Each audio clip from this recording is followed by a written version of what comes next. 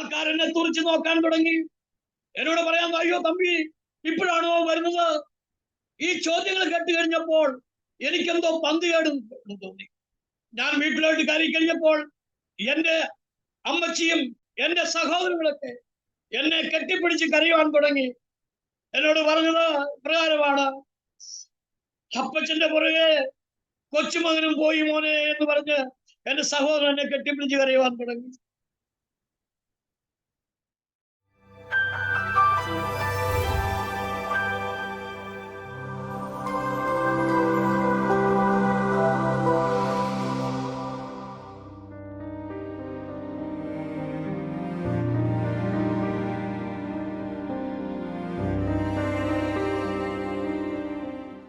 Aroma ടിവിയുടെ എല്ലാ മാന്യ ശ്രോതാക്കൾക്കും വേഗം വരുന്ന കർത്താവായ യേശുക്രിസ്തുവിന്റെ തന്നെ തിരുനാമത്തിലെ വന്ദനത്തെയും സ്വാഗതത്തെയും അറിയിക്കുന്നു. അനുഗ്രഹീതവും മനോഹരവുമായ നല്ല നിമിഷങ്ങൾക്കായി, നല്ല ദിവസത്തിനായി ഞാൻ കർത്താവിന് സ്തോത്രം ചെയ്യുന്നു. അരോമ ടിവിയുടെ പ്രേക്ഷകരോടൊപ്പം അനുഗ്രഹിക്കപ്പെട്ട ജീവിതാനുഭവം, ദൈവം നടത്തിയ അത്ഭുതകരമായ വേളയെ കുറിച്ച് പങ്കുവെക്കേണ്ടതിന് നമ്മൾ ക്ഷണം സ്വീകരിച്ച് ഇന്ന് നമ്മോടൊപ്പം ജോയിൻ ചെയ്തിരിക്കുന്നത് ഹരിയാനയിലെ പാനിപ്പട്ടിൽ നിന്നും കർത്താവിന്റെ ദാസൻ പാസ്റ്റർ VJ ജോൺ അവറുകളാണ്. തൻ്റെ ജീവിതാനുഭവം നമുക്ക് ഏവർക്കും അനുഗ്രഹമായി തീരേണ്ടതിന് ശ്രദ്ധയോടെ, പ്രാർത്ഥനയോടെ, സ്കിപ്പ് ചെയ്യാതെ അവസാനം വരെ കാണുകയും കേൾക്കുകയും ചെയ്യാൻ നാം എല്ലാവരും ശ്രദ്ധയോടെ ആയിരിക്കുമ്പോൾ കർത്താവിൻ്റെ വിലപ്പെട്ട ദാസൻ പാസ്റ്റർ VJ ജോൺ അവറുകളെ തികഞ്ഞ സ്നേഹത്തോടും ആദരവോടും കൂടി അരോമ ടിവിയുടെ പ്രേക്ഷകരോടൊപ്പം സമയം ചെലവഴിക്കുന്നതിനായിട്ട് ഞങ്ങൾ സ്വാഗതം ചെയ്തുകൊള്ളുന്നു. കർത്താവിന്റെ അതിപരിശുദ്ധമേറിയ നാമം വാഴ്ത്തപ്പെടുമാറാകട്ടെ. ആദ്യമായി കർത്താവിന്റെ വിലയേറിയ ദാസൻ പാസ്റ്റർ ഡാനിയൽ ജോൺ, അരോമ ടിവിയുടെ പിന്നണിയിൽ പ്രവർത്തിക്കുന്ന സഹോദരി സഹോദരന്മാര് എല്ലാവർക്കും വേഗം വരുന്നവനാകുന്ന യേശുവിന്റെ നാമത്തിൽ ഞാൻ എൻ്റെ സ്നേഹവന്ദനത്തെ അറിയിക്കുകയാകുന്നു. എൻ്റെ പേര് പാസ്റ്റർ VJ ജോൺ. ഞാൻ കോട്ടയം ചിങ്ങവനം എന്ന സ്ഥലത്താണ് ജനിച്ചു വളർന്നത്. ഞാനൊരു സാധാരണ ക്രിസ്തീയ കുടുംബത്തിൽ ജനിച്ചു വളർന്ന വ്യക്തിയാണ്. പ്രത്യേകിച്ച് എനിക്ക് 1.5 വയസ്സ് പ്രായം ഉണ്ടായിരുന്നപ്പോൾ എൻ്റെ മാതാപിതാക്കന്മാർ രക്ഷയുടെ അനുഭവത്തിലേക്ക് വന്നതാണ്. അതിന് കാരണവും ഞാൻ തന്നെയായിരുന്നു. 1.5 വയസ്സ് പ്രായമുള്ള ഞാൻ എന്തോ അസുഖം ബാധിച്ചിട്ട് ചില മണിക്കൂറുകൾ ബോധരഹിതനായി കിടന്നു. എൻ്റെ മാതാപിതാക്കന്മാർ വളരെ ഭാരപ്പെട്ടു. എന്ത് ചെയ്യണമെന്നറിയാതെ അവർ വളരെ വിഷണ്ണരായിരിക്കുന്ന സമയത്ത് അയൽവാസികളായ ചില വിശ്വാസികളും അവരുടെ പാസ്റ്ററും കടന്നു വന്ന് എനിക്കും വേണ്ടി പ്രാർത്ഥിച്ചു. അങ്ങനെ എൻ്റെ മാതാവും പിതാവും അവർ മുഖാന്തരം രക്ഷയുടെ അനുഭവത്തിലേക്ക് വന്നു. അവർ പിന്നെ നിയമാനുസരണമായ ആരാധനയിൽ സംബന്ധിക്കുകയും യേശുവിനെ സ്വന്തം രക്ഷിതാവായി സ്വീകരിച്ചതോടൊപ്പം തന്നെ അവർ സ്നാനപ്പെട്ട് ദൈവസഭയോട് ചേരുവാൻ തക്കനിടയായി തീർന്നു. അതിനു മുമ്പ് അവർ ഒരു ഓർത്തഡോക്സ് വിശ്വാസത്തിൽ പെട്ടവരായിരുന്നു. എന്നാൽ ഞാൻ വളർന്നു നിയമാനുസരണമായി ചർച്ചിൽ പോവുകയും സൺഡേ സ്കൂൾ അറ്റൻഡ് ചെയ്യുകയും മാത്രമല്ല ദൈവസ്ഥലയിൽ ദൈവവചനപ്രകാരം ജീവിക്കുവാൻ വേണ്ടി എൻ്റെ മാതാപിതാക്കന്മാർ എന്നെ പ്രേരിപ്പിക്കുകയും ചെയ്തു. അതിനനുസരിച്ച് ഞാൻ വളർന്നു. സ്കൂളിൽ പോകാൻ തുടങ്ങി. ഏതാണ്ട് ഒരു 10ാം ക്ലാസ് പഠിക്കുന്ന ആ സമയത്താണ് എനിക്ക് ചില കൂട്ടുകാരൊക്കെ കിട്ടി. അവരുമായിട്ട് ഞാൻ സഹകരിച്ചു, മുൻപോട്ട് പോയി. പതുക്കെ ആരാധനയിൽ നിന്ന് പിന്മാറിപ്പോയി. ചർച്ചിൽ പോകാതെയായി. എൻ്റെ മാതാപിതാക്കന്മാർക്ക് വളരെ പ്രയാസമുണ്ടായി. എന്നാൽ ഏതാണ്ട് ഞാൻ 1.5-2 വർഷത്തോളം ചർച്ചിൽ പോകാതെ ഇരുന്നപ്പോൾ ഒരിക്കൽ എൻ്റെ ചർച്ചിലെ പാസ്റ്റർ വന്നതിനോട് ചോദിച്ചു, എൻ്റെ ഒഫീഷ്യൽ പേരാണ് VJ ജോൺ, പക്ഷെ എന്നെ വീട്ടിൽ വിളിക്കുന്നത് തമ്പി എന്നാകും. ആ പാസ്റ്റർ എന്നോട് വന്ന് ചോദിച്ചു, തമ്പി ബൈബിൾ സ്കൂളിൽ പോകാൻ താല്പര്യമുണ്ടോ എന്ന് ചോദിച്ചു. അപ്പോൾ ഞാൻ വളരെ ഉഴപ്പനായി നടക്കുന്ന സമയമാണ്. പക്ഷെ അദ്ദേഹത്തിന്റെ ചോദ്യത്തിന് മുമ്പിൽ എനിക്ക് പോകാൻ പറ്റില്ല എന്ന് പറയുവാൻ സാധിച്ചില്ല. ഓട്ടോമാറ്റിക്കലി എന്തോ എന്നെ പ്രേരിപ്പിച്ചിട്ട് ഞാൻ അദ്ദേഹത്തോട് പറഞ്ഞു, ശരി ഞാൻ പോകാമെന്ന് പറഞ്ഞു. ഒരാഴ്ച കഴിഞ്ഞപ്പോൾ അദ്ദേഹം എന്നെ മണർകാട്ടുള്ള ഒരു ബൈബിൾ സ്കൂളിൽ കൊണ്ടുവന്നാക്കി. ഞാൻ അവിടെ എൻ്റെ 1 വർഷത്തോളം അവിടെ ബൈബിൾ അധ്യയനം നടത്തി. അതിനുശേഷമായിട്ട് ഞാൻ ചർച്ചിൽ ഇൻവോൾവ് ആകാൻ തുടങ്ങി. യൗവനക്കാരുടെ ഇടയിൽ സൺഡേ സ്കൂൾ ടീച്ചറായിട്ടും യൂത്തിൻ്റെ ഇടയിൽ യൂത്തിന് യൂത്തിനെ പ്രോത്സാഹിപ്പിക്കാനുള്ള സകല കാര്യങ്ങൾ കൂടി ഞാൻ മുൻപോട്ട് പോയി. അങ്ങനെ ഇരിക്കുന്ന ആ സമയത്താണ് എൻ്റെ വിവാഹം നടക്കുന്നത്. അപ്പൊ മനസ്സിലാക്കണം, ഞാൻ ഒരു 20-21 വയസ്സ് പ്രായമായി. ഞാൻ എൻ്റെ അവിടെ അടുത്തുള്ള ഒരു ചർച്ച്, മറ്റൊരു ചർച്ചിൽ ഞാൻ ഇൻവോൾവ് ആകാൻ തുടങ്ങി. ആ ചർച്ചിന്റെ പേര് റിവൈവൽ ചർച്ച് ഓഫ് ക്രൈസ്റ്റ് എന്നാണ്. അതിന്റെ ഹെഡ് ഓഫീസ് എരുമേലി കനകപ്പലം എന്ന് പറഞ്ഞ സ്ഥലത്താണ്. ഞാൻ അവിടെ അവരോടുകൂടെ വർക്ക് ചെയ്യുമ്പോൾ കോട്ടയത്ത് നമ്മുടെ പ്ലാന്റേഷൻ കോർപ്പറേഷന്റെ താഴെ, അതായത് റെയിൽവേ ക്രോസിംഗിന്റെ 2 സൈഡിലുമായി ചേരിയായിട്ടൊരു സ്ഥലമുണ്ട്. അവിടെ കർത്താവിന് വേല ചെയ്യാൻ തുടങ്ങി. ഒരു 10-15 ഫാമിലി ക്രിസ്തുവിലേക്ക് കടന്നു വന്നു. അവിടെ ആ ചർച്ച നടത്തുമ്പോഴാണ് എനിക്ക് തോന്നിയത്, ഞാൻ ചെറുപ്പക്കാരനാണ്, യൗവനക്കാരനാണ്, വീടുകളൊക്കെ വിസിറ്റ് ചെയ്യണം. അതുകൊണ്ട് നിശ്ചയമായും ഒറ്റയ്ക്ക് വിസിറ്റിങ് പോകുക എന്ന് പറഞ്ഞാൽ ശരിയല്ല. അതുകൊണ്ട് ഞാൻ ഒരു 21 വയസ്സുള്ളപ്പോൾ ഞാൻ വിവാഹിതനായി. മീനടം കരയിൽ പുതുപ്പള്ളി മീനടത്ത് തെക്കേക്കര വീട്ടില് എബ്രഹാം ചാക്കോ ഇവിടെ ഏറ്റവും ഇളയ മകളായ ഏലിയാമ്മ ജോൺ എന്നാണ് ഒഫീഷ്യൽ പേര്. പുള്ളിക്കാരി വീട്ടിൽ വിളിക്കുന്ന കുഞ്ഞുമോണെന്നാകുന്നു. പുള്ളിക്കാരി എന്റെ വിവാഹം അദ്ദേഹമായിട്ട് നടന്നു. 1979 എന്റെ വിവാഹം നടക്കുന്നത്. അതിനുശേഷം അങ്ങനെ ഞാൻ ചർച്ച നടത്തിക്കൊണ്ടിരിക്കുമ്പോഴാണ് നമ്മുടെ മാങ്ങാനം എന്ന സ്ഥലത്ത്, മന്ദിരം മാങ്ങാനം സ്ഥലത്ത്, എന്റെ സഭയുടെ എന്റെ ചർച്ചിൽ കൂടി വരുന്ന ഒരു സഹോദരന്റെ പേരാണ് ബ്രദർ KJ ജോസഫ്. അദ്ദേഹം നോർത്ത് ഇന്ത്യയിലൊക്കെ ഒരുപാട് നാള് എവരിയോം ക്രിസ്തുവിനോട് കൂടെ വർക്ക് ചെയ്ത വ്യക്തിയാണ്. അദ്ദേഹത്തിന്റെ വീട്ടിൽ ഞാൻ ഇരിക്കുമ്പോഴത്തേക്കും അവിടെ ഒരു മാഗസിൻ കിടക്കുന്നുണ്ട്. ആ മാഗസിൻ ഞാൻ എടുത്ത് നോക്കിയപ്പോൾ അതിന്റെ പേര് മിഷണറി മെസ്സഞ്ചർ എന്നാകുന്നു അതിന്റെ പേര്. ഞാനത് വായിച്ചു നോക്കിയപ്പോൾ പാസ്റ്റർ PG വർഗീസിന്റെ മാഗസിനാണ്. പക്ഷെ അതിന്റെ ലാസ്റ്റ് കോളത്തില് നോർത്ത് ഇന്ത്യയിലേക്ക് യൗവനക്കാരെ ആഹ്വാനം ചെയ്തുകൊണ്ടുള്ളതായ ഒരു കോളം ഉണ്ടായിരുന്നു. അപ്പോൾ ഞാനത് വായിച്ചു കഴിഞ്ഞപ്പോൾ എനിക്ക് വളരെ ഇൻട്രസ്റ്റ് തോന്നി. ഞാൻ ആ വിഷയം വെച്ച് പ്രാർത്ഥിച്ചു, കർത്താവെ, നീ എന്നെ അയക്കുന്നുവെങ്കിൽ ഞാൻ നോർത്ത് ഇന്ത്യയിലേക്ക് പോകാം, അല്ല എങ്കിൽ ഞാൻ ഇവിടെ ആയിക്കൊള്ളാമെന്ന്. പക്ഷെ ദൈവം എനിക്കൊരു ദർശനം തന്നു. കാരണം ഞാൻ അതുവരെയും പാസ്റ്റർ PG വർഗീസിനെ കുറിച്ച് കേട്ടിട്ടില്ല. ഞാൻ പാസ്റ്റർ PG വർഗീസിനെ കണ്ടിട്ടില്ല. ഞാൻ വായിച്ച ആ മാഗസിനകത്ത് പാസ്റ്റർ PG വർഗീസിന്റെ ഫോട്ടോ പോലും ഇല്ലായിരുന്നു. ഞാൻ ആ വിഷയത്തിൽ പ്രാർത്ഥിച്ചപ്പോൾ ദൈവം എന്നെ പാസ്റ്റർ PG വർഗീസിന്റെ മുൻപിൽ കൊണ്ടുവന്ന് നിർത്തി. അദ്ദേഹത്തിന്റെ ഒരു വലിയ ഫോട്ടോ ദൈവം എന്നെ കാണിച്ചു. അപ്പം എനിക്കറിയില്ല അദ്ദേഹം ആരാണെന്ന്. ഞാൻ ഏതായാലും ദൈവഗീതമാണല്ലോ എന്ന് വിചാരിച്ചുകൊണ്ട് ഞാൻ അവർക്ക് ഒരു ലെറ്റർ എഴുതിയതുപോലെ എന്റെ പേര് ഇന്നതാണ്, ഞാൻ കേരളത്തിൽ കോട്ടയം പ്ലാന്റേഷൻ കോർപ്പറേഷൻ എവിടെ കർത്താവിന്റെ വേല ചെയ്യുന്നു. അതുകൊണ്ട് ഞാൻ നോർത്ത് ഇന്ത്യയിലേക്ക് വരുവാൻ ആഗ്രഹിക്കുന്നു, നിങ്ങളുടെ ഓർഗനൈസേഷനുമായി ചേർന്ന് പ്രവർത്തിക്കാൻ ആഗ്രഹിക്കുന്നു, താല്പര്യമെങ്കിൽ എന്നെ അറിയിക്കണമെന്ന് ഉള്ള ഒരു ലെറ്റർ ഞാൻ അദ്ദേഹത്തിന് എഴുതി അയച്ചു. 2 ആഴ്ച കഴിഞ്ഞിട്ടും അവിടെ ഒരു മറുപടി ഒന്നും വന്നില്ല. 3-ാമത്തെ ആഴ്ചയിൽ വെച്ചൂച്ചിറയിൽ വാലുമണ്ണിൽ VS വർഗീസ് എന്ന് പറയുന്ന അദ്ദേഹത്തിന്റെ ഒരു ലെറ്റർ എൻ്റെ അടുക്ക വന്നു. ഞാൻ ആ ലെറ്റർ പൊട്ടി വായിച്ചപ്പോൾ എഴുതിക്കപ്പോഴാണ്, ബ്രദർ ജോൺ, നിങ്ങള് പാസ്റ്റർ PG വർഗീസിന് എഴുതിയതായ ലെറ്റർ അദ്ദേഹം എനിക്ക് ഫോർവേഡ് ചെയ്തു തന്നു. അതുകൊണ്ട് ഞാൻ ഈ ലെറ്റർ വായിച്ചിട്ട് നിങ്ങളെ ഒരു ഇന്റർവ്യൂവിന് വേണ്ടി വിളിക്കുകയാണ്. നിങ്ങൾക്ക് സമയമുള്ളപ്പോൾ വെച്ചൂച്ചിറ വാലുമണ്ണ എന്റെ വീട്ടിൽ വരിക. അവിടെ വന്ന ശേഷം ഞാൻ നിങ്ങളെ ഇന്റർവ്യൂ ചെയ്യും. അതിനുശേഷം നിങ്ങളെ ഞാൻ നോട്ടിലേക്ക് അയക്കണമോ അയക്കണ്ടോ എന്ന് തീരുമാനിക്കുന്നു പറഞ്ഞു. ഞാൻ അദ്ദേഹത്തിന് ലെറ്റർ എഴുതി, ഇത്രാം തീയതിയിൽ ഞാൻ അവിടെ വരാമെന്ന്. ആ പറഞ്ഞ സമയത്ത് ഞാൻ അവിടെ ചെന്നു. അദ്ദേഹം എന്നെ ഇന്റർവ്യൂ ചെയ്തു. അന്നേരം തന്നെ അദ്ദേഹം പറഞ്ഞു, നിങ്ങൾക്ക് എപ്പോൾ നോർത്ത് ഇന്ത്യയിൽ പോകാൻ താല്പര്യപ്പെടുന്നുവോ അപ്പോൾ നിങ്ങൾക്ക് നോർത്ത് ഇന്ത്യയിലേക്ക് പോകാൻ പറഞ്ഞു. ഉടനെ ഞാൻ വീട്ടിൽ വന്നു.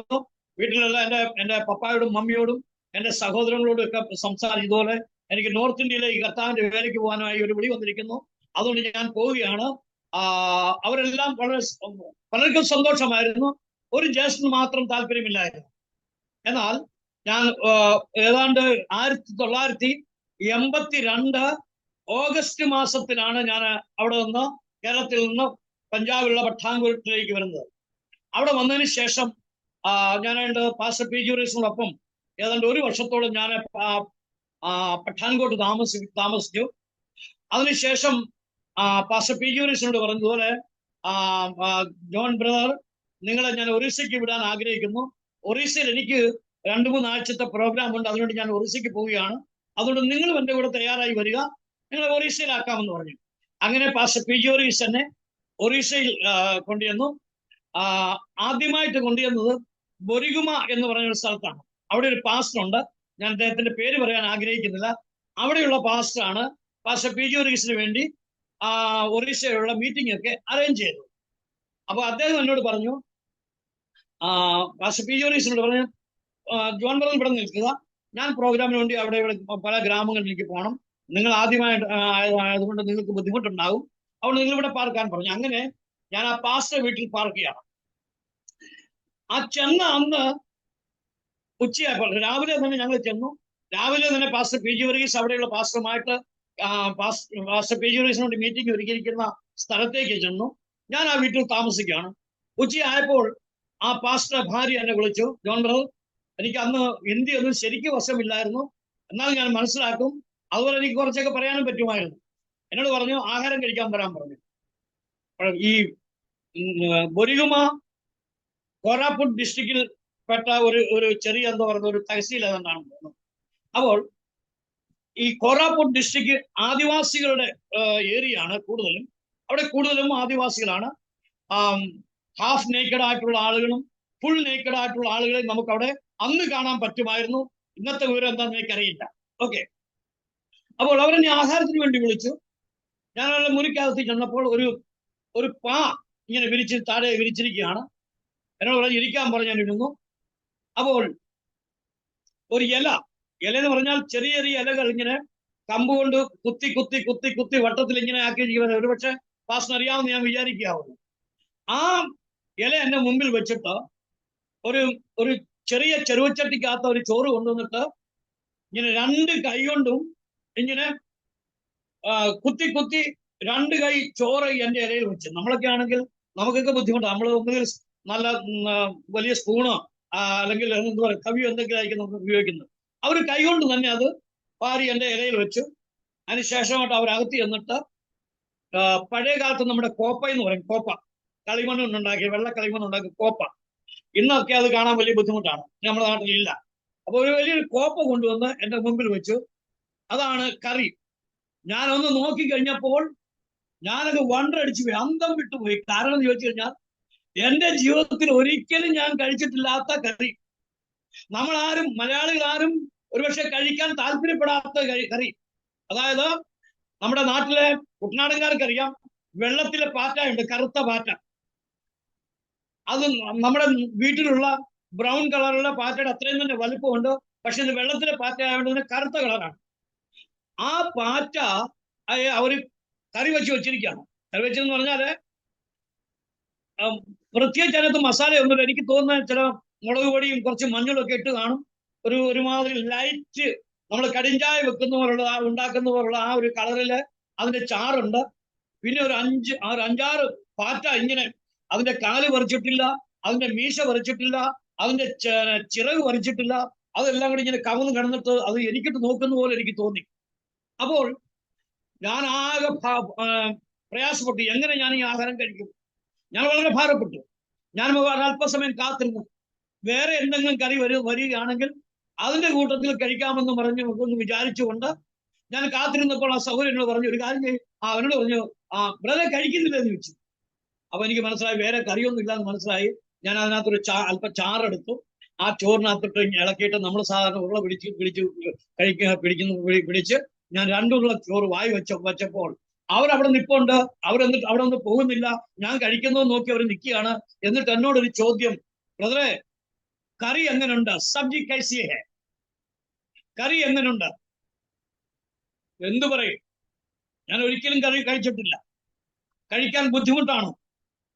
ഞാൻ പറഞ്ഞു വളരെ നല്ലതാണെന്ന് പറഞ്ഞു. ബഹുത് അച്ചി സബ്ജിയാണ്, വളരെ നല്ലതാണെന്ന് പറഞ്ഞപ്പോൾ അവരുടെ മുഖത്തൊരു ചെറിയ സന്തോഷം ഞാൻ കണ്ടു. ഒരു 2 മിനിറ്റ് കഴിഞ്ഞപ്പോൾ അവരോട് ചോദിക്കുക, അഗർ സബ്ജി അച്ചി ഹൈ തോ ഖാത്തെ ക്യോ നഹീ? കറി നല്ലതാകുന്നുവെങ്കിൽ കഴിക്കാത്തത് എന്താണെന്ന് അവർ ചോദിച്ചത്.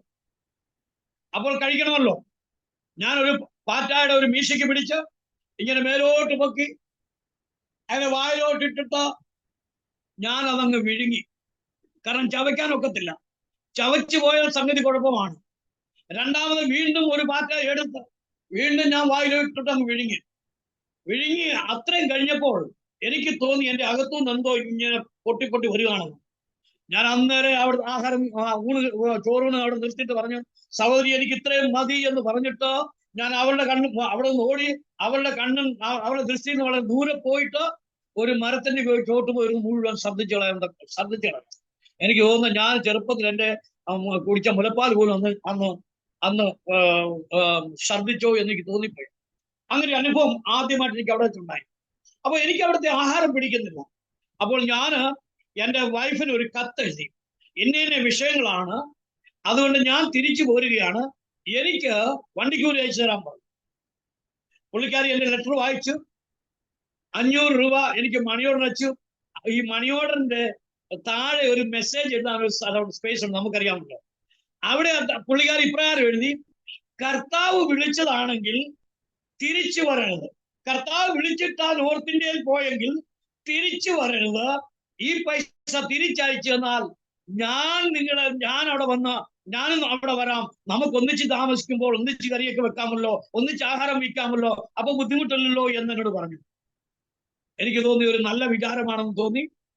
ഞാൻ അന്നേരം അതിന്റെ പിറ്റേ ദിവസം തന്നെ ഈ പൈസ അയച്ചു കൊടുത്തു. 1 മാസം കഴിഞ്ഞപ്പോൾ എന്റെ വൈഫും, അന്ന് എനിക്ക് 2 മക്കളുണ്ടായിരുന്നു. അപ്പൊ ഇതിനകത്ത് ഒരുപാട് ഗ്യാപ്പുകൾ ഉണ്ട് കേട്ടോ, അത് ഞാൻ പറഞ്ഞിട്ടില്ല. ഓക്കെ. അപ്പൊ 2 മക്കളുണ്ടായിരുന്നു. മൂത്ത മോന് അന്ന് 3.5 വയസ്സും ഇളയാൾക്ക് 8 മാസവും പ്രായമാണ്. അപ്പോൾ ഇവര് 1 മാസം കഴിഞ്ഞപ്പോൾ ഇവർ ഒറീസയിൽ എന്നോടൊപ്പം വന്നു ചേർന്നു. ഞങ്ങൾ ഏതാണ്ട് 2 വർഷക്കാലം ഒറീസയിൽ താമസിച്ചത്. അങ്ങനെ ഒറീസയിൽ താമസിക്കും. എന്റെ മോനെ സ്കൂളിൽ ചേർക്കണമെന്നുള്ള ഒരു താല്പര്യം വന്നപ്പോൾ ഞാൻ എന്റെ വൈഫിനോട് പറഞ്ഞു, ഈ ഒറീസയിൽ ഒറിയ, അന്ന് അവിടെ ഇംഗ്ലീഷ് മീഡിയം സ്കൂളൊന്നും ഇല്ലായിരുന്നു. ഒറിയ പഠിപ്പിച്ചത് കൊണ്ട് യാതൊരു പ്രയോജനം നമ്മുടെ കുഞ്ഞുങ്ങൾക്കില്ല. അതുകൊണ്ട് നമുക്കൊരു ഹിന്ദി സ്റ്റേഷനിലേക്ക് മാറാം. ഞാൻ പാസ്റ്റർ പി ജോറിസിന് ലെറ്റർ എഴുതി, എന്നെ പോലെ ഇരിക്കുന്ന വിഷയം ഞാൻ അതുകൊണ്ടൊരു ഹിന്ദി സ്റ്റേഷനിലേക്ക് മാറാൻ ആഗ്രഹിക്കുന്നു, അതുകൊണ്ട് എനിക്ക് അനുവാദം തരണമെന്ന് പറഞ്ഞു. പാസ്റ്റർ പി ജോറിസ് എനിക്ക് അനുവാദം തന്നു. മധ്യപ്രദേശിലെ ജഗദൽപൂർ ഡിസ്ട്രിക്റ്റിൽ കൊണ്ടേഗാവ് എന്ന് പറയുന്ന സ്ഥലത്ത് ഞാൻ കർത്താവിന്റെ പേര് ചെയ്യാൻ വേണ്ടി അവിടേക്ക് പോയി. അപ്പൊ അന്ന് ഈ സ്ഥലം മധ്യപ്രദേശിലായിരുന്നു, ഇന്നിപ്പോൾ അത് ഛത്തീസ്ഗഡിലാണ്. അന്ന് കൊണ്ടേഗാവ് ജഗദൽപൂർ ഡിസ്ട്രിക്റ്റിന്റെ അണ്ടറിലായിരുന്നു. എന്നാൽ ഇന്ന് ഞാൻ കേട്ടത് കൊണ്ടേഗാവും ഒരു ഡിസ്ട്രിക്ട് പ്ലേസ് ആണെന്ന് ഞാൻ ഇങ്ങനെ കേൾക്കുവാൻ ഇടയായത്. ഓക്കെ. അപ്പോൾ ഞാൻ അവിടെ വർക്ക് ചെയ്തുകൊണ്ടിരിക്കുന്ന സമയത്താണ് ഏതാണ്ട് 1 വർഷത്തോളം അവിടെയായി. അവിടെയും കൂടുതലും ആദിവാസികളാണ്. ആദിവാസികളിടയിൽ ഞാൻ വർക്ക് ചെയ്തു. ഏതാണ്ട് 18 ഫാമിലി, ആദിവാസി ഫാമിലി ക്രിസ്തുവിലേക്ക് കടന്നു വന്നു. അപ്പോഴാണ് വീട്ടിൽ നിന്ന് ഒരു ടെലഗ്രാം വരുന്നത്. അന്നത്തെ കാലത്ത് ഫോണോ മൊബൈലോ ഒന്നും പോപ്പുലർ അല്ലായിരുന്നു. ലാൻഡ് ഫോൺ ഉണ്ടെങ്കിൽ തന്നെയും അതും പണക്കാരായ വീട്ടുകാരുടെ വീട്ടിൽ മാത്രമേ കാണുകയുള്ളൂ. അന്നൊക്കെ കൂടുതൽ ടെലഗ്രാമാണ്. എനിക്ക് വീട്ടിൽ നിന്ന് ഒരു ടെലഗ്രാം വന്നു, കം ഇമ്മീഡിയറ്റ്ലി ഫാദർ സീരിയസ്. എനിക്ക് മാനസികമായ വലിയ പ്രയാസം ഉണ്ടാക്കി. ഞാൻ എന്റെ വൈഫിനോട് പറഞ്ഞു, ഒരു കാര്യം ചെയ്, താൻ മക്കളെ 2 പേരെയും കൂട്ടി നാളെ തന്നെ നാട്ടിലേക്ക് പോവുക, എന്റെ ആവശ്യം എന്തെങ്കിലും ഉണ്ടെങ്കിൽ എന്നെ വിവരം അറിയിച്ചാൽ മതി, ഞാൻ വന്നോളാന്ന് പറഞ്ഞു. അങ്ങനെ എന്റെ പിറ്റേ ദിവസം രാവിലെ ഞാൻ എന്റെ വൈഫിനെ കുഞ്ഞുങ്ങളെയും കൂട്ടി കൊണ്ടേഗാവിൽ നിന്ന് വിജയനഗരം എന്ന് പറഞ്ഞ സ്ഥലത്ത് വന്നു. വിജയനഗരത്തിൽ നിന്ന് വിജയവാഡയിൽ വന്നിട്ട് അവിടെ നിന്ന് കേരള എക്സ്പ്രസിൽ അവരെ ഇരുത്തി നാട്ടിലേക്ക് അയച്ചു. പക്ഷെ എന്നെ കേൾക്കുന്ന ദൈവത്തിന്റെ വയസ്സിലെ എനിക്ക് ടെലഗ്രാം വന്ന ആ സമയം തന്നെ എന്റെ പപ്പ മരിച്ചിരുന്നു. മരിച്ചത് കൊണ്ടാണ് അവർ പറഞ്ഞത് കം ഇമ്മീഡിയറ്റ്ലി ഫാദർ സീരിയസ്. നാട്ടിൽ ചെന്ന് എന്റെ വൈഫും മക്കളും നാട്ടിൽ ചെന്ന് എനിക്ക് ലെറ്റർ എഴുതി, ഇതുപോലെ എഴുതി, പപ്പ ദൈവസഭയിൽ ചേർക്കപ്പെട്ടു. അവർ നാട്ടിൽ ചെന്നതിന്റെ 14ാമത്തെ ദിവസം വീണ്ടും വീട്ടിൽ നിന്നൊരു ടെലഗ്രാം വരുന്നു. വീണ്ടും അതുപോലെ telegram, come immediately, your son Joshi Mohan serious. എന്റെ മൂത്ത മകന്റെ പേര് ജോഷി മോഹൻ എന്നായിരുന്നു. അവൻ 5.5 വയസ്സ് പ്രായമുണ്ടായിരുന്നു. എന്ത് ചെയ്യണമെന്നറിയാതെ ഞാൻ ഭാരപ്പെട്ടു. എന്താണ് സംഭവിച്ചതെന്നും എനിക്കറിയില്ല. എന്റെ കയ്യിൽ എന്റെ അയൽവാസിയായ ഒരു അച്ചായനുണ്ടായിരുന്നു. അദ്ദേഹത്തിന്റെ കയ്യിൽ നിന്ന് വണ്ടിക്കൂലിയും വാങ്ങി ഞാൻ നാട്ടിൽ ചെന്നു. 3-ാമത്തെ ദിവസം നാട്ടിൽ ചെന്നു. 3-ാമത്തെ ദിവസം നാട്ടിൽ ചെന്നപ്പോൾ എന്റെ വീടിനോട് അടുത്തപ്പോഴാണ് ആൾക്കാർ എന്നെ തുറിച്ചു നോക്കാൻ തുടങ്ങി. എന്നോട് പറയാൻ, അയ്യോ തമ്പി, ഇപ്പോഴാണോ വരുന്നത്? ഈ ചോദ്യങ്ങൾ കേട്ട് കഴിഞ്ഞപ്പോൾ എനിക്കെന്തോ പന്തികേട് തോന്നി. ഞാൻ വീട്ടിലോട്ട് കയറി കഴിഞ്ഞപ്പോൾ എന്റെ അമ്മച്ചിയും അതുപോലെ എന്റെ സഹോദരങ്ങളൊക്കെ എന്നെ കെട്ടിപ്പിടിച്ച് കരയുവാൻ തുടങ്ങി. എന്നോട് പറഞ്ഞത് പ്രകാരമാണ്, അപ്പച്ചന്റെ പുറകെ കൊച്ചുമകനും പോയി മോനെ എന്ന് പറഞ്ഞ് എന്റെ സഹോദരൻ എന്നെ കെട്ടിപ്പിടിച്ച് കരയുവാൻ തുടങ്ങി.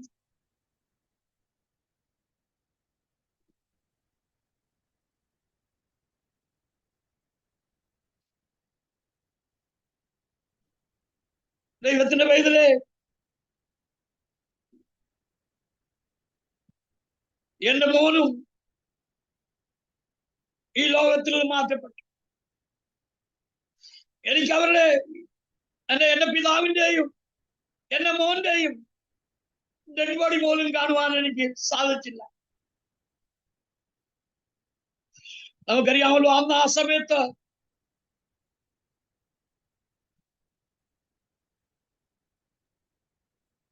മോർച്ചറി ഒന്നും പോപ്പുലർ അല്ലായിരുന്നു.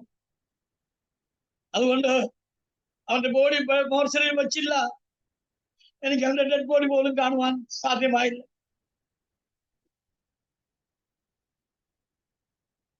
അതിനുശേഷം എന്റെ സഹോദരങ്ങളും ബന്ധുക്കാരും ഒക്കെ എന്റെ അടുക്കൽ വന്നേച്ച് പറഞ്ഞു, പിതാവ് മരിച്ചിട്ട് കാണാൻ സാധ്യമായില്ല, മകൻ മരിച്ചിട്ടും കാണാൻ സാധ്യമായില്ല. ഇനിയും മാതാവുണ്ട്, എന്റെ വൈഫിന്റെ അപ്പനും അമ്മയും ഉണ്ട്, അതുപോലെ പ്രായമുള്ള അനേകരും നമ്മുടെ എന്റെ ഫാമിലിയിലുണ്ട്. അവരൊക്കെ മരിച്ചു കഴിഞ്ഞാൽ അവരെ ഒന്ന് കാണാൻ പോലും സാധ്യമാകത്തില്ലല്ലോ.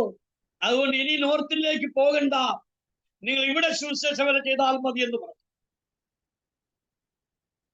ഞാനൊരു കാര്യം അവരോട് പറഞ്ഞു, എന്നെ നോർത്തിലേക്ക് അയച്ചത് നിങ്ങളാരുമല്ല, എന്റെ ദൈവമാണ് എന്നെ അയച്ചത്.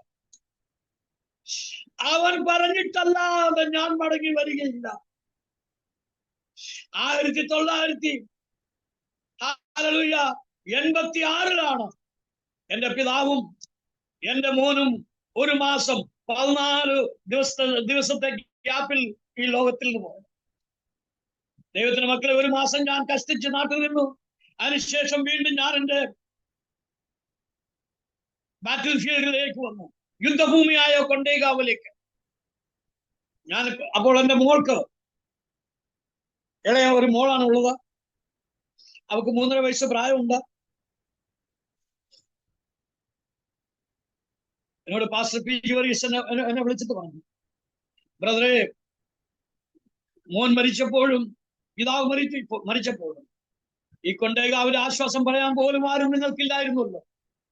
അതുകൊണ്ടൊരു കാര്യം ചെയ്യും, നിങ്ങൾ ഭോപ്പാലിലേക്ക് വന്ന് ഭോപ്പാലിനടുത്ത് റൈസ് എന്ന് പറഞ്ഞ സ്ഥലമുണ്ട്, അവിടെ കർത്താവിന്റെ വേല ചെയ്യാൻ പറഞ്ഞു. അങ്ങനെ ഞാനും എന്റെ വൈഫും എന്റെ മോളും ഞങ്ങൾ മധ്യപ്രദേശിലെ ഭോപ്പാലിനടുത്ത് റൈസൺ എന്ന സ്ഥലത്ത് കർത്താവിന് വേല ചെയ്യാൻ തുടങ്ങി. അതാണ് ഞങ്ങളവിടെ ഒരു 6 വർഷത്തോളം അവിടെ വർക്ക് ചെയ്തത്. അവിടെ വന്ന് ഞാൻ ദൈവത്തോടൊരു കാര്യം പറഞ്ഞു. ഞാൻ പറഞ്ഞു, ഇപ്രകാരം, കർത്താവേ, ഇവിടെ എന്നെ അറിയാവുന്നവരാരുമില്ല, എന്നെ പരിചയക്കാരുമില്ല, ഇവിടെ വിശ്വാസികളുമില്ല, ഞാൻ ഒറ്റയ്ക്കാണ് ഇവിടെ ഉള്ളത്. എനിക്കൊരു വിഷയം വന്നാൽ ഞാൻ ഇവരുടെ ആരുടെ മുൻപ് കൈ നീട്ടാൻ പോകത്തില്ല.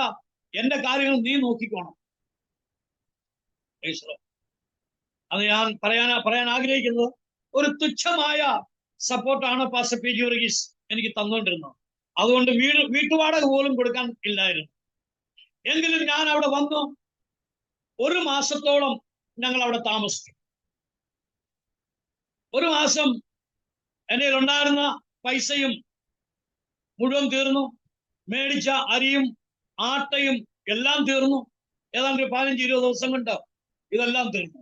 ഞങ്ങളുടെ കയ്യിൽ കഴിക്കുവാനൊന്നുമില്ല. ആരോട് ചോദിക്കും? ഞാൻ പറയും, കർത്താവേ, ഞാൻ ചോദിക്കത്തില്ല, നീ എന്നെ നടത്തിക്കോണം. ഇത് അന്യജാതിക്കാരുടെ ഇടയിലാണ്. നീ ജീവിക്കുന്ന ദൈവമാണ്. ഞാൻ ജീവിക്കുന്ന ദൈവത്തെ സേവിക്കുന്നു എന്ന് പറഞ്ഞാണ് നിന്റെ സുവിശേഷം ഞാൻ മറ്റുള്ളവരെ അറിയിക്കുന്നത്. ആ സമയത്ത് എനിക്കൊരു വിഷയം വരുമ്പോൾ അവരുടെ മുമ്പിൽ കൈ നീട്ടി ചെന്നാൽ അവരെന്നോട് ചോദിക്കും, നിന്റെ ദൈവം ജീവിക്കുന്ന ദൈവമല്ലയോ? അതുകൊണ്ട് ഞാൻ ആരുടെ മുമ്പിൽ കൈ നീട്ടുകയില്ല. എന്നെ നീ നോക്കിക്കോണം.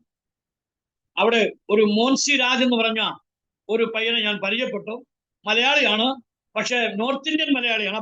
പയ്യൻ മധ്യപ്രദേശിലെ ഇറ്റാർസിൽ ജനിച്ചു വളർന്ന ഒരു പയ്യനാണ്. ആ പയ്യൻ സെൻട്രൽ ബാങ്കിന്റെ അന്ന് ഡ്രൈവറായിട്ടാണ് വർക്ക് ചെയ്തുകൊണ്ടിരുന്നത്. അപ്പോൾ അങ്ങനെ ആ സഹോദരനെ കണ്ടു പരിചയപ്പെട്ടു. ഞങ്ങളുടെ കയ്യിലുണ്ടായിരുന്ന ആഹാരം മുഴുവൻ തീർന്നു. എന്റെ ആദ്യത്തെ ദിവസം ഞങ്ങൾ പട്ടിണി. എന്റെ മോളും പട്ടിണി. 3.5 വയസ്സ് കഴിഞ്ഞ പൈതലാണ്. മോള് പട്ടിണി, കഴിക്കാൻ ഒന്നുമില്ല. വെള്ളം മാത്രം കുടിച്ചുകൊണ്ട് രാത്രി കഴിച്ചു കൂട്ടി. പിറ്റേ ദിവസവും മോളെ ഞങ്ങൾ വെളിയിലേക്ക് പറഞ്ഞു വിട്ടില്ല. വിശക്കുന്നു എന്ന് പറയുമ്പോഴൊക്കെയും വെള്ളം കൊടുത്ത് അവിടെ വയറ് നിറപ്പിച്ച് ഞങ്ങൾ 2-ാമത്തെ ദിവസം കഴിച്ചു കൂട്ടി. 3-ാമത്തെ ദിവസം ഒരു വെള്ളിയാഴ്ച ദിവസമാണ്. ഞാനും എന്റെ വൈഫും ഉപവാസത്തോടു കൂടെ ദിവസങ്ങളിൽ പ്രാർത്ഥിക്കുവാൻ തുടങ്ങി. എന്റെ മോള് എപ്പോൾ വെളിയിൽ ഇറങ്ങിപ്പോയി എന്ന് ഞങ്ങൾ രണ്ടുപേരും കണ്ടില്ല. അവളൊരു വെളിയിൽ ഇറങ്ങിപ്പോയി.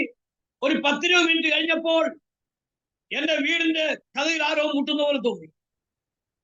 ഞാന് കഥ തുറന്ന് നോക്കിയപ്പോൾ ഒരു 10-12 വയസ്സ് പ്രായമുള്ള ഒരു പയ്യനാണ്. അവൻ വന്നു വെച്ച് ഞങ്ങളെ വിളിച്ച് പറയാണ്, അങ്കിളേ വെളിയിലേക്ക് വാ, അങ്കിളിന്റെ മോള് വെളിയിൽ നിന്ന് മണ്ണ് തിന്നുന്നു പറഞ്ഞു. ഞാൻ ചെല്ലുമ്പോൾ ഞാനും എന്റെ വൈഫും ഉടനെ മുറിയിൽ നിറങ്ങി വെളിയിൽ വന്ന് നോക്കിയപ്പോൾ ഒരു ഇഷ്ടിക കഷ്ണം അവൾ ഇടിച്ച് പൊടിച്ച് അത് വാരി തിന്നുകൊണ്ടിരിക്കുകയാണ്. അവളുടെ മുഖം മുഴുവനും ഇഷ്ടിക അതിങ്ങനെ ചുമന്നിരിക്കുകയാണ്. അടുത്ത ആളുകൾ നോക്കി അവിടെ നോക്കി ചിരിക്കുന്നുണ്ട്. ഈ കുഞ്ഞ് എന്തിനാ ഈ മണ്ണ് തിന്നുന്നു അവർക്കറിയില്ല. അവൾ എന്തിനു മണ്ണ് തിന്നുന്നു എന്ന് എനിക്കറിയാം, എന്റെ വൈഫിനും അറിയാം. കാരണം കഴിഞ്ഞ 2 ദിവസം എന്റെ കുഞ്ഞൊന്നും കഴിച്ചിട്ടില്ല. ഈ ആളുകൾ നോക്കി ചിരിക്കുന്നത് കണ്ടു കഴിഞ്ഞപ്പോൾ എനിക്കൊരു എന്തോ ഒരു അഭിമാന ക്ഷതം പോലെ തോന്നി. ഞാൻ അവിടെ ഓടിച്ചെന്ന് അവിടെ കൈക്ക് പിടിച്ച് എഴുന്നേൽപ്പിച്ചിട്ട് അവിടെ ഒരു അടിയടിച്ചു. അപ്പോൾ മോൾ ഒരുപാട് കരയാൻ തുടങ്ങി. എന്റെ വൈഫ് ഓടി വന്നതിന് കുഞ്ഞിനെ എടുത്ത് അകത്ത് മുറിയിൽ വന്നു. മുറി വന്നപ്പോൾ എന്റെ വൈഫ് മോളോട് പറഞ്ഞു, മോൾ എന്തിനാ മണ്ണ് തിന്നത്? അതുകൊണ്ടല്ലേ പപ്പ മോളെ തല്ലിയത്. എന്നാൽ അവര് പറഞ്ഞൊരു കാര്യം പറഞ്ഞ പ്രകാരമാണ്, മമ്മി എനിക്ക് വിശക്കുന്നു, എനിക്ക് സഹിക്കാൻ പറ്റുന്നില്ല, എനിക്ക് എന്തെങ്കിലും തിന്നാന്താ, അതുകൊണ്ടല്ലേ ഞാൻ മണ്ണ് വാരി തിന്നത്. ദൈവത്തിന്റെ പേരിലെ ഞാൻ എന്റെ മുറിയിൽ കവിണ്ണു വീണ് കരയാൻ തുടങ്ങി. പൊട്ടി കരഞ്ഞു. ഞാൻ എന്റെ ദൈവത്തോട് പറഞ്ഞു പ്രകാരം, ദൈവമേ, ഞാനിപ്പോൾ എന്റെ വീട്ടിലായിരുന്നിരുന്നുവെങ്കിൽ, എന്റെ നാട്ടിലായിരുന്നുവെങ്കിൽ എന്നെ സഹായിപ്പാൻ എന്റെ സഹോദരന്മാര് കാണുമായിരുന്നു, എന്റെ ബന്ധുമിത്രാദികൾ കാണുമായിരുന്നു, എന്റെ അയൽവാസികൾ കാണുമായിരുന്നു. എന്നാൽ ഈ അന്യദേശത്ത് എന്നെ സഹായിപ്പാൻ ആരുമില്ല, നീ എന്നെ സഹായിക്കണമേ എന്ന് പൊട്ടിക്കരഞ്ഞ് ദിവസങ്ങളിൽ പ്രാർത്ഥിക്കാൻ തുടങ്ങി.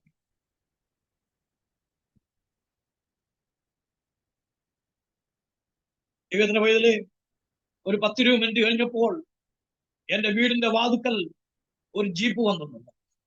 ഞാൻ അല്പം മുമ്പേ പറഞ്ഞ മോൻസി എന്ന് പറഞ്ഞ സഹോദരൻ, നമ്മുടെ നാട്ടിലെ ബിസ്ക്കറ്റ് പാട്ടയുണ്ടല്ലോ, 15 കിലോ അരിയോ ആട്ടയോ കൊള്ളിക്കാം, അങ്ങനെ ഒരു പാട്ടയും എടുത്തുകൊണ്ട് എന്റെ റൂമിനകത്തേക്ക് കയറുന്നു.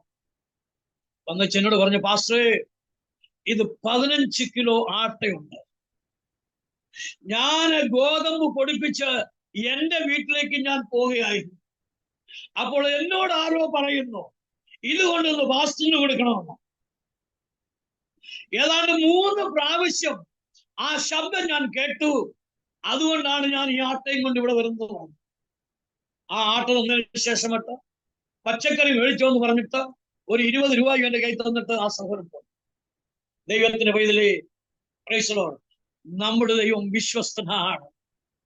പ്രതികൂല സാഹചര്യങ്ങളിൽ അവൻ നമ്മെ സഹായിക്കുന്നവനാണ്. നമ്മെ ആരുടെ മുൻപിലും തല കുനിക്കുവാൻ സമ്മതിക്കാത്ത ദൈവമാണ് നമ്മുടെ ദൈവം. പ്രാർത്ഥന കേൾക്കുന്നവനാണ്. ഹല്ലേലൂയ.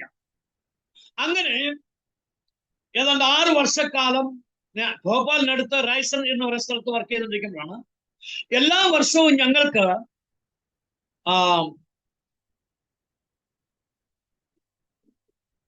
പഞ്ചാബിൽ പഠാൻകോട്ടിലേക്ക് ഞങ്ങളുടെ എല്ലാ വർഷത്തെ സെമിനാറിന് വേണ്ടി പോകണം. അപ്പൊ ഞങ്ങൾ പോകുന്നത് ഈ പാനിപ്പത്ത് വഴിയാ പോകുന്നത്. ഞങ്ങളുടെ റൂട്ട് അതാണ്. അപ്പോൾ ഈ പാനിപ്പത്ത് സ്റ്റേഷനിൽ ഞങ്ങളുടെ വണ്ടി നിന്നപ്പോ ഈ സ്റ്റേഷൻ അല്ലെങ്കിൽ ഈ സ്ഥലത്തെ കുറിച്ച് ഒരു പരിചയമുള്ള പോലെ എനിക്ക് തോന്നി. പരിചയം എന്താണ്? നമ്മൾ 10ാം ക്ലാസ് പഠിക്കുമ്പോൾ പാനിപ്പത്ത് 1ാം യുദ്ധം, 2ാം യുദ്ധം, 3ാം യുദ്ധം, ആ ഒരു 3 യുദ്ധങ്ങളെ കുറിച്ചുള്ളതായ ഒരു അറിവ് നമുക്കുണ്ടായിരുന്നുകൊണ്ടാണ് ആ സ്ഥലത്തെ കുറിച്ച് ഒരു പരിചയം പോലെ തോന്നിയത്. ഞാൻ ആ സമയത്ത് പ്രാർത്ഥിക്കാൻ തുടങ്ങി, കർത്താവേ, ഈ സ്ഥലത്തെ കുറിച്ച് എനിക്കറിയില്ല, നീ എന്തു പറയുന്നു? അങ്ങനെ ഞാൻ ആ സ്ഥലത്തിന് വേണ്ടി ഏതാണ്ട് 3-4 മാസം ഞാൻ പ്രാർത്ഥിച്ച് ദൈവത്തിൽ നിന്ന് അനുവാദം വാങ്ങിയിട്ടാണ് 1989 ഞാൻ പാനിപ്പത്ത് പോകുന്നത്. പാനിപ്പത്തിനെ കുറിച്ച് പറയുമ്പോൾ ഞാൻ കുറച്ചു മുമ്പ് പറഞ്ഞ പോലെ തന്നെ ഇതൊരു ചരിത്ര പ്രസിദ്ധമായ സ്ഥലമാണ്. 3 യുദ്ധങ്ങൾക്ക് സാക്ഷ്യം വഹിച്ച സ്ഥലമാണ്. 1ാം പാനിപ്പത്ത് യുദ്ധം ഇബ്രാഹിം ലോധിയും ബാബറിന്റെയും മധ്യത്തിൽ നടന്നു. അതിൽ ഇബ്രാഹിം ലോധി തോറ്റു, ബാബർ ജയിച്ചു. ഇപ്പോഴും ഇബ്രാഹിം ലോധിയുടെ ടോംബ് നമുക്ക് ഈ പാനിപ്പത്തിൽ കാണാൻ സാധിക്കും. 2ാം പാനിപ്പത്ത് യുദ്ധം ഹുമായൂണും ഹേമുവും തമ്മിലായിരുന്നു. അതിൽ ഹുമായൂൺ ജയിച്ചു, ഹേമു കൊല്ലപ്പെട്ടു. 3ാം പാനിപ്പത്ത് യുദ്ധം അഫ്ഗാനിസ്ഥാനിൽ നിന്ന് വന്ന അഹമ്മദ് ഷാ അബ്ദാലിയും മറാഠവാടക്കാരും തമ്മിലായിരുന്നു. അതിൽ മറാഠവാടക്കാർ തോറ്റു, അഹമ്മദ് ഷാ അബ്ദാലി ജയിച്ചു. ഇപ്പോഴും ആ ബാറ്റിൽ ഫീൽഡ് ബൗണ്ടറി ചെയ്ത് വെച്ചിരിക്കുകയാണ്. ഈ 3 യുദ്ധങ്ങളുടെയും മോണുമെന്റ്സ് നമുക്ക് അവിടെ കാണാൻ സാധിക്കും. അപ്പോൾ അങ്ങനെയുള്ള ഈ സ്ഥലത്ത് ഞാൻ വന്നപ്പോൾ ഒരൊറ്റ ഗോസ്പൽ വർക്ക്, ഒരൊറ്റ പാസ്റ്റർ ഇവിടെ ഇല്ലായിരുന്നു. സ്ഥാനീയ വിശ്വാസികൾ പോലും ഒരൊറ്റ വ്യക്തി പോലും ഇവിടെ ഇല്ലായിരുന്നു. കേരളത്തിൽ നിന്നും മറ്റ് സ്ഥലങ്ങളിൽ നിന്നും വന്ന കൂടിയ വിരലിൽ എണ്ണാവുന്ന ചില ഫാമിലികൾ, ക്രിസ്ത്യൻ ഒരു 5, 8, 10 ഫാമിലികൾ ഇവിടെ കാണുമായിരുന്നു. എന്നാൽ ലോക്കലായിട്ടുള്ള ഒരൊറ്റ വിശ്വാസികൾ പോലും ഇവിടെ ഇല്ലായിരുന്നു. അപ്പോൾ ഞാൻ ഇവിടെ വന്ന് താമസിക്കാൻ തുടങ്ങി. എൻ്റെ മോള്, അവൾക്കന്ന് 5-8 വയസ്സ് പ്രായമുണ്ട്. അവളെ ഞങ്ങളുടെ മുറിക്കകത്ത് കൂട്ടിയിട്ടതിന് ശേഷമായിട്ട് ഞാനും എൻ്റെ വൈഫും കൂടെ രാത്രി 10 മണി കഴിഞ്ഞ ശേഷമായിട്ട് ഈ സ്ഥലങ്ങളെല്ലാം ചുറ്റി സഞ്ചരിച്ച് പ്രാർത്ഥിക്കാൻ തുടങ്ങി. കാരണം ഞങ്ങൾ ഈ ദേശത്തെ അവകാശമാക്കുവാൻ തുടങ്ങി. കർത്താവേ, ഇവിടെ ഈ ദേശത്തുള്ള സകല അന്ധകാര ശക്തിയും സകല പൈശാചികളെയും ഞങ്ങൾ ബന്ധിച്ച് പ്രാർത്ഥിക്കുവാൻ തുടങ്ങി. ഏതാണ്ട് 2 വർഷക്കാലം ഞങ്ങൾ പ്രാർത്ഥിച്ചു. 2 വർഷമായിട്ടും വർക്ക് ഡെവലപ്പ് ആയില്ല. അന്നേരം പാസ്റ്റർ പി ജോറിസിനോട് പറഞ്ഞൊരു കാര്യം ചെയ്യും, തിരിച്ച് മധ്യപ്രദേശിന് പൊക്കൂ, ഇവിടെ വർക്ക് ഡെവലപ്പ് ആയില്ല, അതുകൊണ്ട് തിരിച്ചു പോകാൻ പറഞ്ഞു. ഞാൻ പറഞ്ഞു, ഞാൻ കർത്താവിന്റെ വിളി കേട്ടും ദർശനം പ്രാപിച്ചും വന്ന സ്ഥലമാണ്, ഇവിടുന്ന് ഞാൻ പോകത്തില്ല എന്ന് പറഞ്ഞു. അവര് നമ്മുടെ സ്റ്റേഷൻ, പാനിപ്പത്തിലെ സ്റ്റേഷൻ അവർ ക്ലോസ് ചെയ്തു. ഓക്കെ, അങ്ങനെ ഇവിടെ വന്ന് ഞാൻ പ്രവർത്തിക്കാൻ തുടങ്ങി.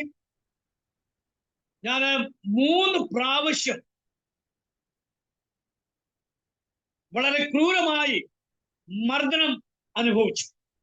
ഒന്നാമത്തേത് സഫീദോം എന്ന് പറയുന്ന സ്ഥലത്ത് വെച്ചാണ്. ഇവിടുന്ന് ഒരു 30 കിലോമീറ്റർ ദൂരമുണ്ടാവും. എൻ്റെ കയ്യിൽ അന്ന് ഏതാണ്ട് 30 ന്യൂ ടെസ്റ്റ്മെന്റ്സും 200-ലധികം ഗോസ്പൽ പാക്കറ്റ്സും ഉണ്ടായിരുന്നു. അന്ന് ന്യൂ ടെസ്റ്റ്മെന്റ്സും ഗോസ്പൽ പാക്കറ്റ്സും ട്രാക്സും ഒക്കെ അവൈലബിൾ ആയിരുന്നു, ഇഷ്ടം പോലെ നമുക്ക് കിട്ടുമായിരുന്നു. എന്നാൽ ഇന്ന് ഗോസ്പൽ പാക്കറ്റോ പുതിയ ഒന്നും കിട്ടുന്നില്ല. ഈവൻ ട്രാക്സ് പോലും നമുക്ക് കിട്ടുന്നില്ല. കാരണം അങ്ങനെ കിട്ടിയാൽ തന്നെയും നമുക്കത് ഡിസ്ട്രിബ്യൂട്ട് ചെയ്യാൻ പോലും നമ്മളെ കൊണ്ട് സാധിക്കത്തില്ല. കാരണം നമ്മളത് ഡിസ്ട്രിബ്യൂട്ട് ചെയ്ത് കണ്ടു കഴിഞ്ഞാൽ അടി എപ്പോൾ കിട്ടിയെന്ന് ചോദിച്ചാൽ മതി. അങ്ങനെ ഒരു സിറ്റുവേഷനാണ് ഇപ്പോൾ ഹരിയാനയിലുള്ളത്. അതോടെ നിൽക്കട്ടെ. അപ്പൊ സഫീദോം എന്ന സ്ഥലത്ത് ഞാൻ കർത്താവിന്റെ വിലയുള്ള ബന്ധത്തിൽ ഗോസ്പൽ പാക്കറ്റ്സും ന്യൂ ടെസ്റ്റ്മെന്റ്സും ഞാനിങ്ങനെ ഡിസ്ട്രിബ്യൂട്ട് ചെയ്തുകൊണ്ടിരിക്കുന്ന സമയത്ത് ഒരു ചെറുപ്പക്കാരൻ എൻ്റെ അടുക്കൽ വന്നു. പുള്ളി ഒരു ബൈക്കിലാണ് വന്നത്. എന്നോട് ചോദിച്ചു, എന്താ ചെയ്യുന്നതെന്ന് ചോദിച്ചു. ഞാൻ പറയുന്നതുപോലെ യേശു ക്രിസ്തുവിന്റെ സന്ദേശമാണ് ഞാൻ ഇവിടെയുള്ള ജീവിതങ്ങളോട് യേശുവിന്റെ സന്ദേശത്തെ കുറിച്ച് പറയുന്നു പറയാൻ വന്നാന്ന് പറഞ്ഞു. അപ്പൊ പുള്ളി പറഞ്ഞു, ഞാന് ഒരു പോലീസുകാരനാണ്. ഇത് കൂടുതലും ശിവസേനക്കാർ താമസിക്കുന്ന സ്ഥലമാണ്. അവരിത് ഇവിടെ അനുവദിക്കുമെന്ന് തോന്നുന്നില്ല. അതുകൊണ്ട് ഒരു കാര്യം ചെയ്യും, നിങ്ങൾ പോലീസ് സ്റ്റേഷനോട് എന്നോടൊപ്പം വരിക. അവിടെ വന്ന് നിങ്ങൾ ഈ വിഷയം ഒന്ന് റിപ്പോർട്ട് ചെയ്ത് കഴിഞ്ഞാൽ പോലീസ് നിങ്ങൾക്ക് ആവശ്യമാകുന്ന പ്രൊട്ടക്ഷൻ തരുമെന്ന് പറഞ്ഞു. ഞാൻ വിചാരിച്ച് ഒരുപക്ഷെ ശരിയായിരിക്കാം. ഞാൻ അദ്ദേഹത്തിന്റെ കൂട്ടത്തിൽ മോട്ടോർ സൈക്കിളിന്റെ പുറകിൽ കയറിയിരുന്നു. അദ്ദേഹം എന്നെയും കൊണ്ട് പോയത് പോലീസ് സ്റ്റേഷനിലേക്കല്ല, വേറെ ഏതോ ഒരു സ്ഥലത്ത് ഒരു അധികം ആൾ താമസമോ അല്ലെങ്കിൽ ആൾക്കാരുള്ളതായ ഒരു സ്ഥലമല്ല. അവിടെ ഒരു ചെറിയൊരു ജൗളിക്കട ഉണ്ടായിരുന്നു. അവിടേക്കാണ് എന്നെ കൊണ്ടുപോയത്. ഞാൻ ചോദിച്ചത് പോലീസ് സ്റ്റേഷൻ അല്ലല്ലോ. അങ്ങനെ ഇല്ല, ഇപ്പൊ തന്നെ എന്റെ കൂടുതൽ വേറെ 1-2 പേര് വരും, നമുക്ക് ഒന്നിച്ച് പോകാമെന്ന് പറയും. ഇപ്പൊ തൽക്കാലം താൻ ഇവിടെ ഇരിക്കുന്നു പറഞ്ഞ് എന്നെ ഒരു സ്റ്റൂൾ തന്ന് ആ കടയുടെ അകത്തിരുത്തി.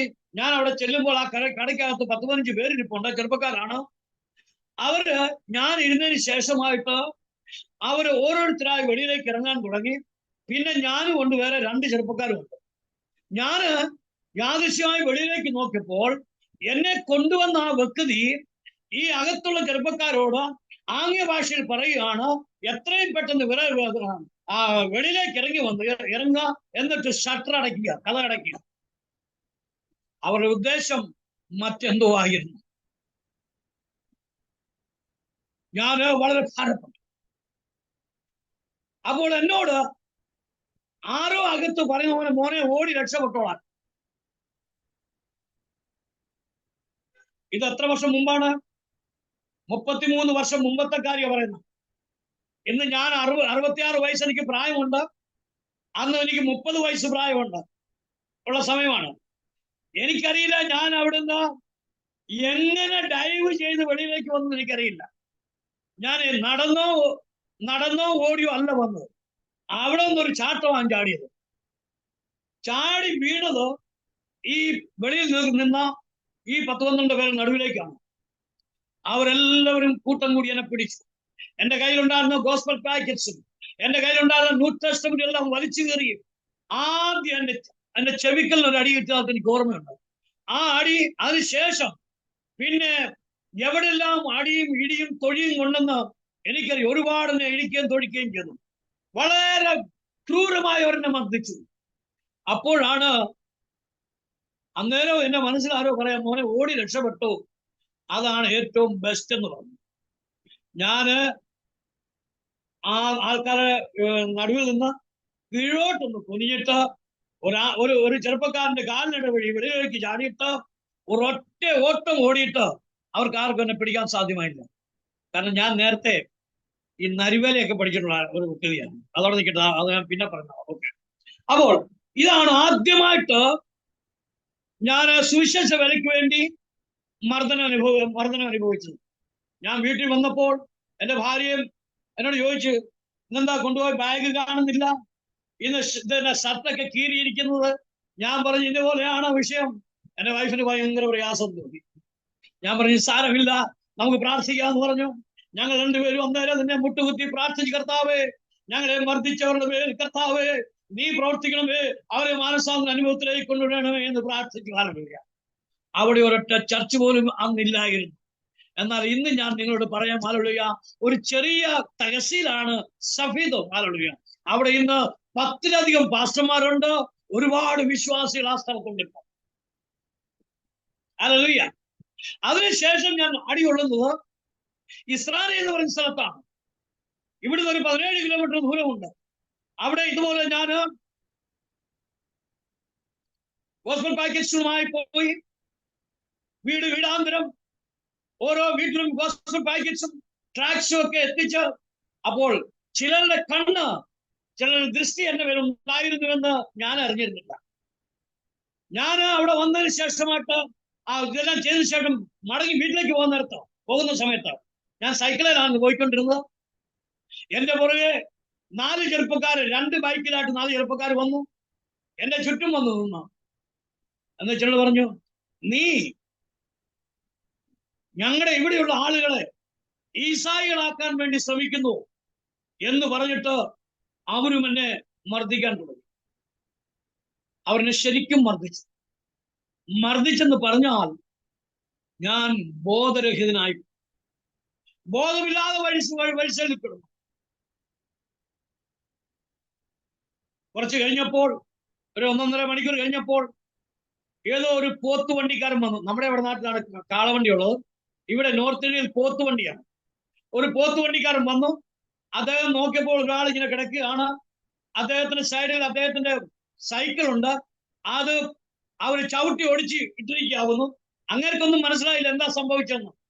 അങ്ങനെ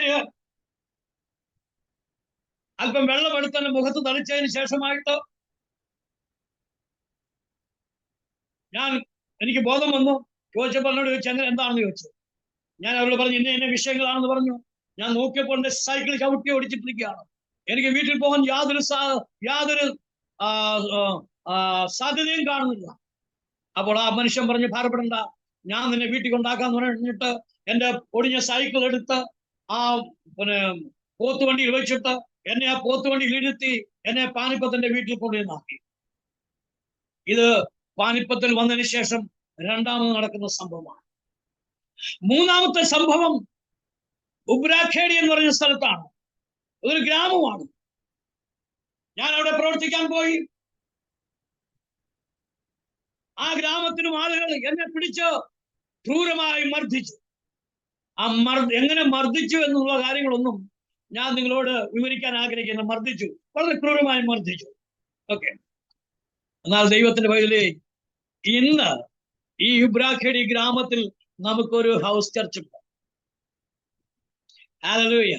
20-25 പേര് കൂടി വരുന്ന ഒരു ആരാധന ഇന്ന് ഉബ്രാഖേഡി ഗ്രാമത്തിലുണ്ട്. ഹല്ലേലൂയ. അപ്പോൾ ദൈവത്തിന്റെ പൈതലേ, നാം ദൈവത്തിന് വേണ്ടി പ്രവർത്തിക്കുവാൻ ഇറങ്ങിക്കഴിയുമ്പോൾ ദൈവമാണ് തന്റെ വേലയെ നാം നിൽക്കുന്ന സ്ഥാനത്ത് വർദ്ധിപ്പിക്കുന്നത്. നമ്മുടെ ആരുടെയും കഴിവുകൊണ്ടൊന്നും നടക്കത്തില്ല. ദൈവത്തിന്റെ പൈതലേ, പാനിപ്പത്ത് ഞാനിപ്പോൾ പാനിപ്പത്ത് വന്നിട്ട് 35 വർഷമെന്ന് പറഞ്ഞല്ലോ. ഞാനും എൻ്റെ വൈഫും എൻ്റെ മോളും മാത്രമല്ലാതെ വേറെ ആരുമില്ലായിരുന്നു. ഞങ്ങൾ പ്രാർത്ഥിക്കുവാൻ തുടങ്ങി. കർത്താവേ, ദേശത്ത് വലിയൊരു ഉണർവിനെ അയക്കണമേ, അനേക വേലക്കാരെ ഇവിടേക്ക് അയക്കണമേ. പാനിപ്പത്ത് ഒരു ഡിസ്ട്രിക്ട് പ്ലേസ് ആണ്. ഇവിടെ ഒന്നോ രണ്ടോ പാസ്റ്റർമാരെ കൊണ്ട് വർക്ക് ചെയ്യാൻ ബുദ്ധിമുട്ടാണ്. ഒരു വലിയ ഏരിയയാണ്. കർത്താവേ, വേലക്കാരെ അയക്കണമേ എന്ന് ഞങ്ങൾ പ്രാർത്ഥിക്കാൻ തുടങ്ങി. ദൈവത്തിന്റെ പൈതലേ, ഇന്ന് 40-ലധികം പാസ്റ്റർമാര് ഈ പാനിപ്പത്തിലുണ്ട്. ഞാൻ അല്പം മുമ്പേ പറഞ്ഞല്ലോ, സ്ഥാനീയ വിശ്വാസികൾ, ലോക്കൽ വിശ്വാസികൾ ഒരൊറ്റയൊരെണ്ണം പോലും ഇവിടെ ഇല്ലായിരുന്നെന്ന്. എന്നാൽ ഇന്ന് ഇങ്ങനെ നെഞ്ചത്തടിച്ചുകൊണ്ട് അഭിമാനത്തോട് ഇവിടെ പറയാൻ സാധിക്കും, 25,000-ലധികം വിശ്വാസികൾ ഇന്ന് പാനിപ്പത്തുണ്ട്. ഹല്ലേലൂയ. ദൈവോത്ഭവാനാണ്. ഹല്ലേലൂയ. ഇനി ഇതിനിടയ്ക്ക് നടന്ന 2 സംഭവം കൂടെ ഞാൻ വിവരിക്കുവാൻ ആഗ്രഹിക്കുന്നു. ഒരുപാട് ചെറുതും വലുതുമായ കാര്യങ്ങളൊക്കെ ഉണ്ട്. അതൊക്കെയും പറയുന്നതിന് സമയം ഒരുപാട് ആവശ്യമായിട്ട് വരും.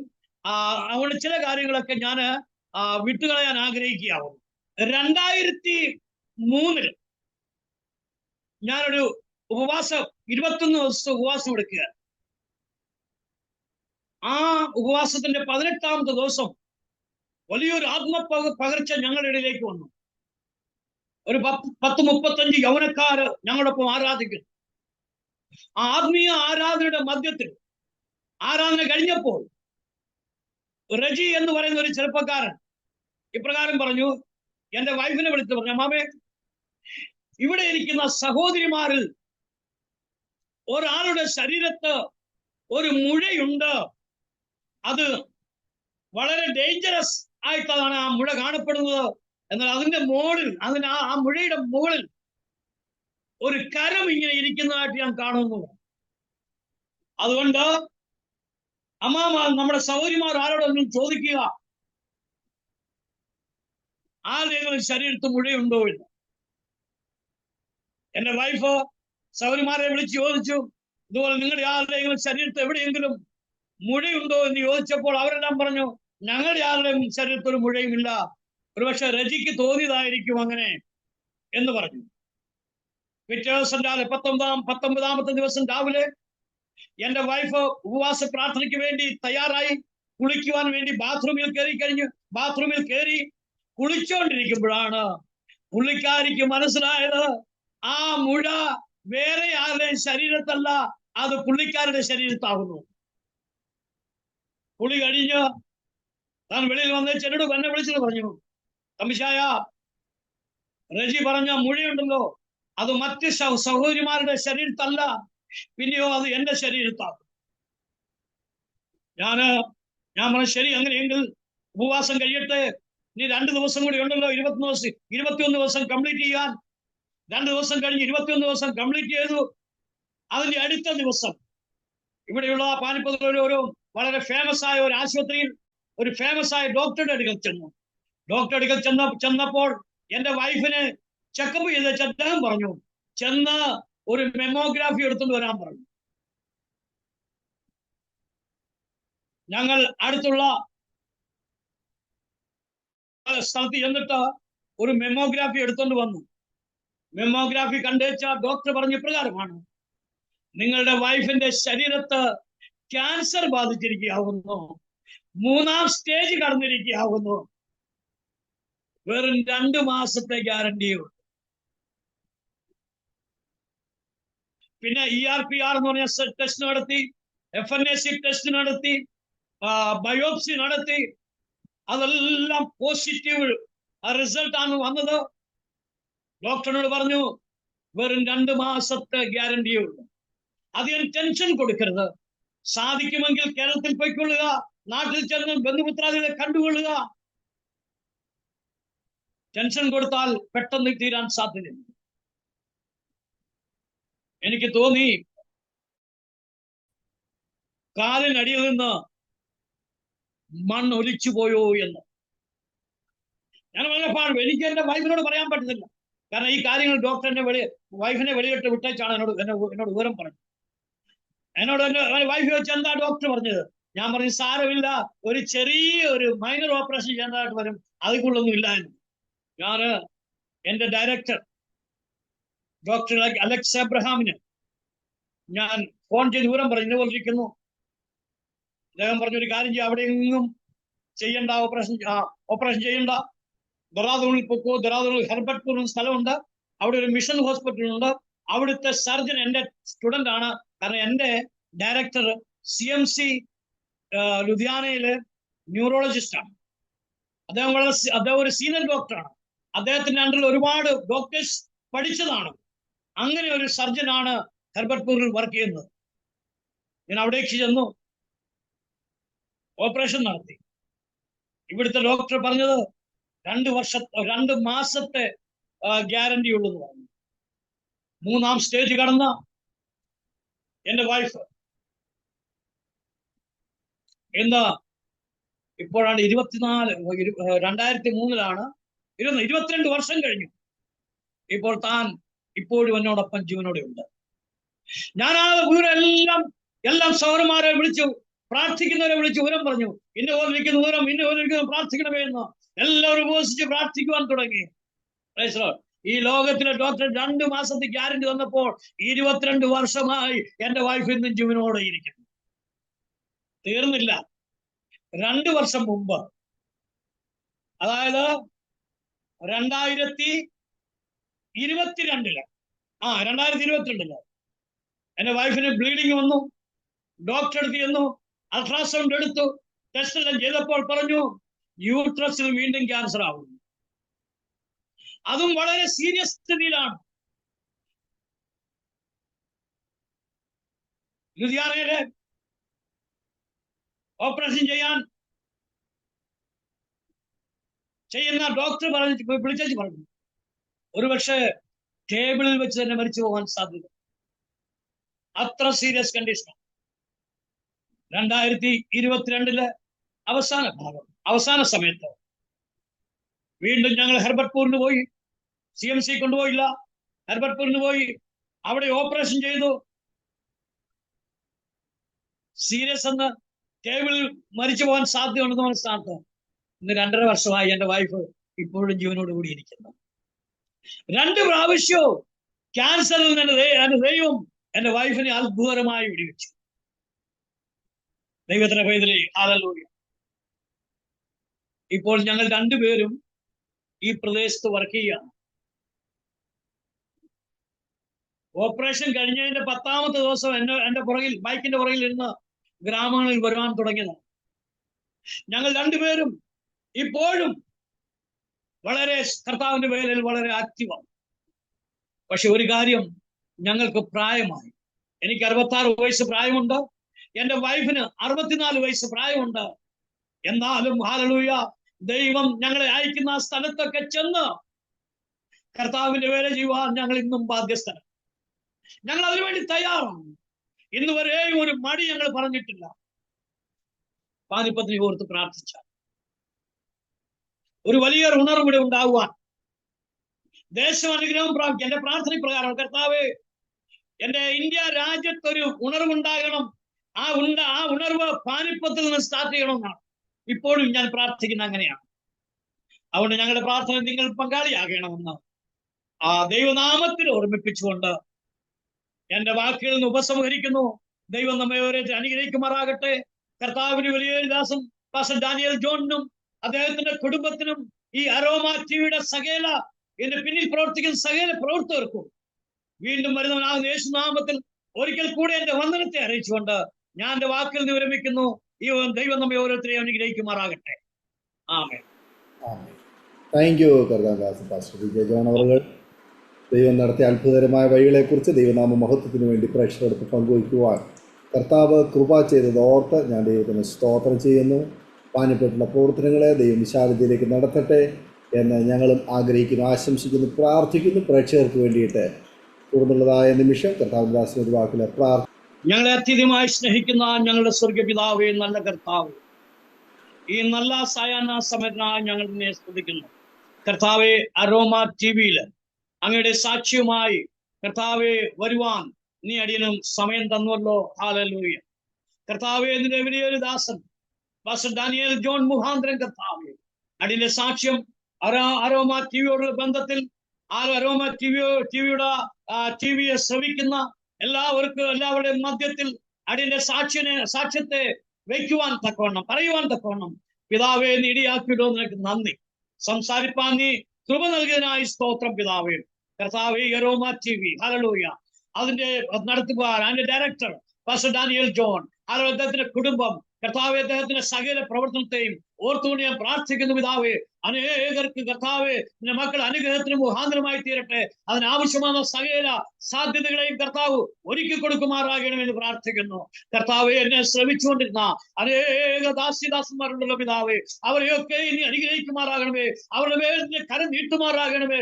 യാതൊരു ദോഷവും തട്ടാതെ വണ്ണം ഓരോരുത്തരെയും നീ പരിപാലിക്കുമാറാകണമെന്ന് പ്രാർത്ഥിക്കുന്നു പിതാവേ. നിന്റെ വിശ്വസ്ത കൂടെ ഇരിക്കണമേ. ഹല്ലേലൂയ. കൃപ കൂടെ ഇരിക്കണമേ. നിന്റെ വരവ് വരാൻ താമസമെങ്കിൽ കർത്താവെ ഞങ്ങൾ വീണ്ടും കാണുവാനും കർത്താവെ തമ്മിൽ കാണുവാനും സന്തോഷിപ്പാനുമുള്ള ഭാഗ്യപദവികളെ നിങ്ങൾക്ക് ഒരുക്കി തരുമാറാകണമേ. കർത്താവെ, ശ്രോതാക്കളായ എല്ലാവരെയും കർത്താവ് അനുഗ്രഹിച്ചാട്ടെ. അടിയനെ നീ ബലപ്പെടുത്തണമേ, ശക്തിപ്പെടുത്തണമേ, കൃപയിൽ സൂക്ഷിക്കണമേ. അടിയന്റെ അനുകൂട്ടാത്മ ദാസി ഏൽപ്പിച്ചു വരുന്നു, കൃപയ്ക്ക് വിളിപ്പിക്കണമേ. പ്രാർത്ഥനയുടെ സ്തോത്രം യേശുവിന്റെ വലിയ നാമത്തിൽ ചോദിക്കുന്നു. കൃപയോട് കേൾക്കുമാറാകണം നല്ല പിതാവേ. ആമേൻ. ആവശ്യമുണ്ട്. Thank you. കർത്താവിദാസിനെ ദൈവം അനുഗ്രഹിക്കട്ടെ. പ്രേക്ഷകരെ, നിങ്ങൾക്ക് ഈ ജീവിതാനുഭവങ്ങൾ അനുഗ്രഹമായി തീർന്നുവെങ്കിൽ നിങ്ങളുടെ സുഹൃത്തുക്കൾ കൂടി ഷെയർ ചെയ്ത് കൊടുക്കും. അവരും കേട്ട് അനുഗ്രഹിക്കപ്പെട്ട് അതിലൂടെ ദൈവനാമായി കൂടെ മുഖാന്തരമായിട്ടുമല്ലോ. മാത്രമല്ല നിങ്ങളുടെ വലിയ അഭിപ്രായങ്ങളും നിർദ്ദേശങ്ങളും കമൻറ്റ് ബോക്സിൽ രേഖപ്പെടുത്താവുന്നതാണ്. നിങ്ങൾക്ക് പ്രാർത്ഥന വിഷയമുണ്ടെങ്കിൽ സ്കീൽക്കാരൻ്റെ വാട്സപ്പ് നമ്പർ ഞങ്ങളെ വിവരം അറിയിക്കും. ഞങ്ങൾ നിങ്ങൾക്ക് പ്രാർത്ഥിക്കാം. അടുത്ത അനുഗ്രഹിക്കപ്പെട്ട സാക്ഷ്യവും വചനചിന്തയുമായി വീണ്ടും കൂടി കാണുവരെയും എല്ലാ പ്രിയപ്പെട്ടവർക്കും good bye. God bless you all. ഓർമ്മയുടെ മനോരഥത്തിൽ മായാത്ത ഓർമ്മയ്ക്കായി അരോമ മാട്രിമോണിയിൽ നിന്നും ജീവിത പങ്കാളിയെ കണ്ടെത്തൂ. നിങ്ങൾ ഒരു ക്രിസ്തീയ ജീവിത പങ്കാളിയെ അന്വേഷിക്കുകയാണോ? അതോ മക്കൾക്ക് അനുയോജ്യമായ ഒരു തക്ക തുണയ്ക്ക് വേണ്ടി പ്രാർത്ഥിക്കുന്ന വ്യക്തിയാണോ എങ്കിൽ അരോമ മാട്രിമോണി നിങ്ങൾക്ക് വേണ്ടിയാണ്. ഇന്നു തന്നെ സൗജന്യമായി രജിസ്റ്റർ ചെയ്യൂ. അരോമ മാട്രിമോണിയുടെ പ്രത്യേകതകൾ: രജിസ്ട്രേഷൻ തികച്ചും സൗജന്യം. ലോകത്തെവിടെയുമുള്ള അനുയോജ്യമായ ക്രിസ്തീയ ജീവിത പങ്കാളിയെ തിരഞ്ഞെടുക്കാം. വിവാഹം നടക്കുന്നതുവരെ സർവീസ് ലഭിക്കുന്നു. ഏറ്റവും ചെറിയ പാക്കേജുകളും തിരഞ്ഞെടുക്കാം. അരോമ മാട്രിമോണി നിങ്ങൾക്കായി ഒരുക്കുന്നു വിവാഹം പരമാനന്ദം. Email aroma matrimony2020@gmail.com